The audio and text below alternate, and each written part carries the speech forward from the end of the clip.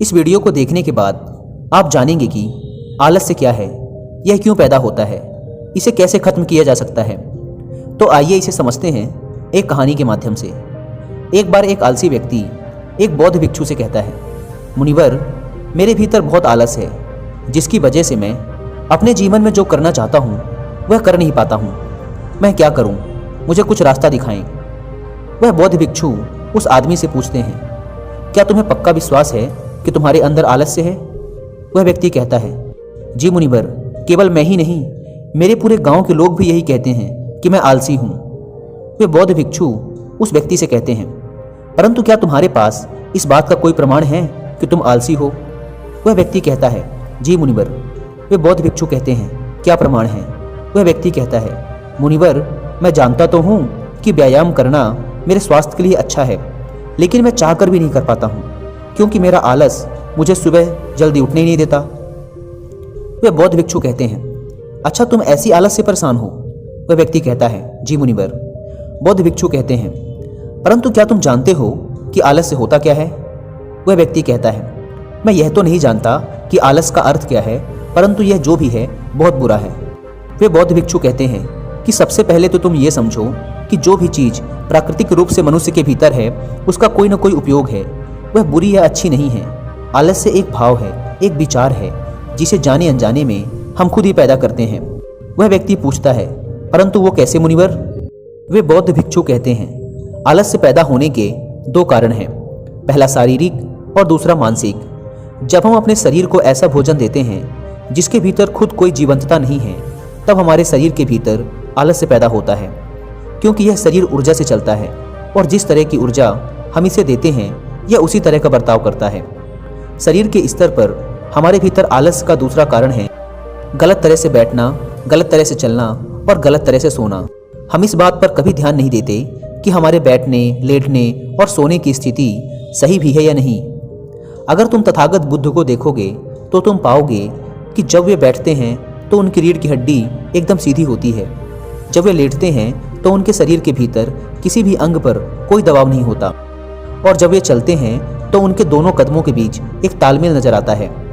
यह जरूरी नहीं है कि कोई बुद्ध को सुनकर ही कुछ समझे। अगर कोई समझना चाहता है तो सिर्फ उन्हें ध्यान से देखकर भी बहुत कुछ समझा जा सकता है। शारीरिक स्तर पर आलस्य का तीसरा कारण है सुबह जल्दी ना उठना। यह सुनकर वह व्यक्ति कहता है, हाँ मुनिवर, मैं सुबह जल्दी उठ ही नहीं पाता। वे बौद्ध भिक्षुक मुस्कुराते हैं और फिर कहते हैं, तुम सुबह जल्दी तभी उठ सकते हो जब तुम रात को सोने का एक सही समय निर्धारित कर लोगे। प्रत्येक बौद्ध भिक्षुक को अनुशासन का पालन करना होता है, क्योंकि अनुशासन हमारे जीवन में संतुलन लाता है। ज़्यादातर लोग अनुशासन को बुरा समझते हैं, क्योंकि उन्हें लगता है कि अनुशासन हमें बांधता है, जबकि सच्चाई ये है कि अनुशासन हमें बांधता नहीं बल्कि मुक्त करता है। वह व्यक्ति पूछता है, परंतु मुनिवर, शुरुआत कहाँ से करें? सही तरह का भोजन करने से, सही तरह से बैठने, लेटने और चलने से, या फिर सुबह जल्दी उठने से? वे बौद्ध भिक्षु कहते हैं, शुरुआत अभी से करो। जो भी तुम इस समय कर रहे हो उसे ध्यान से करो। पहले तुम मन के स्तर पर आलस्य को समझो। वैसे ज़्यादातर स्थितियों में मन शरीर के कारण ही आलस्य पैदा करता है। मानसिक आलस्य का पहला कारण है हमारे पुराने गलत विश्वास। हमें लगता है कि हम पिछली बार भी नहीं कर पाए थे, इसलिए इस बार भी हमसे नहीं होगा। हम इस बात को नहीं देखते कि इस बार और पिछली बार में बहुत अंतर है। अब हम मानसिक तौर पर वो नहीं हैं जो पहले थे। अब सब कुछ बदल चुका है। जब हम अपने आप को काबिल नहीं समझते तब आलस हम पर हावी हो जाता है। दूसरा कारण है छोटी सोच वाले और आलसी लोगों का साथ करना। कभी कभी ऐसा होता है कि आलस हमारे भीतर नहीं होता, परंतु दूसरों लोगों से वह हमारे भीतर आ जाता है। ऐसा इसलिए होता है क्योंकि हम आलसी लोगों की संगति करते हैं। वह व्यक्ति कहता है, जी मुनिवर, यह एकदम सत्य है, यह बात तो मैंने भी अनुभव की है। वे बौद्ध भिक्षु कहते हैं, तीसरा कारण है मन का स्पष्ट ना होना।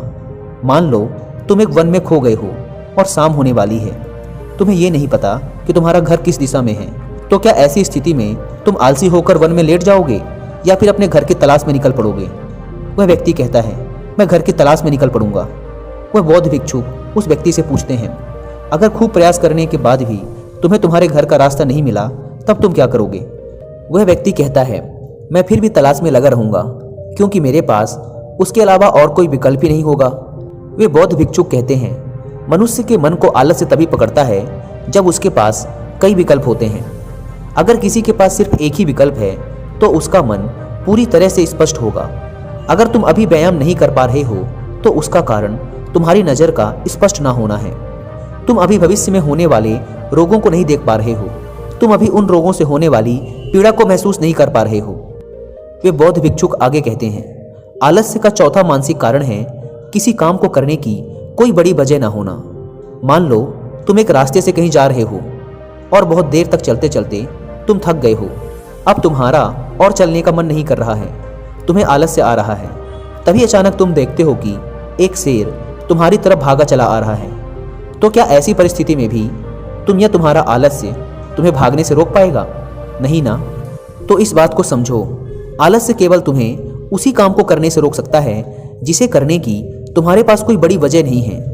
वह व्यक्ति कहता है, धन्यवाद मुनिवर, अब मुझे आलस्य का सारा खेल समझ आ गया। वे बौद्ध भिक्षुक कहते हैं, मेरी एक बात हमेशा याद रखना, जहाँ स्पष्टता है या कुछ करने की कोई बड़ी वजह है वहाँ आलस्य हो ही नहीं सकता।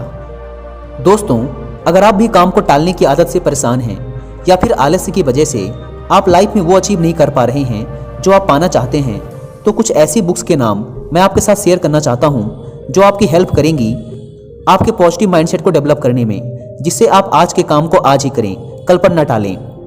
तो जो पहली बुक है वो है मेरी बहुत ही फेवरेट बुक, जिसे मैंने तब पढ़ा था जब मैं 12th क्लास में था। उसका नाम है ईट दैट फ्रॉग, यानी सबसे मुश्किल काम सबसे पहले। मुझे पूरी उम्मीद है कि ब्रायन ट्रेसी के द्वारा लिखी यह बुक आपके अंदर एक गजब का बदलाव ला देगी। अगर आप सुबह जल्दी ना उठने की वजह से परेशान रहते हैं और आप सुबह जल्दी उठना चाहते हैं तो इस आदत को डेवलप करने में आपकी बहुत हेल्प करेगी रॉबिन शर्मा द्वारा लिखी यह बुक, जिसका नाम है 5 AM क्लब। एक बहुत ही शानदार और बेस्ट सेलर बुक है ये।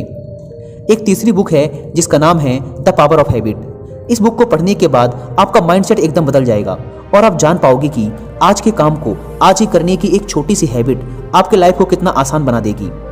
लेकिन दोस्तों, अब आप लोगों के लिए खुशखबरी ये है कि अब आपको ये बुक्स बैठकर पढ़ने की जरूरत नहीं है।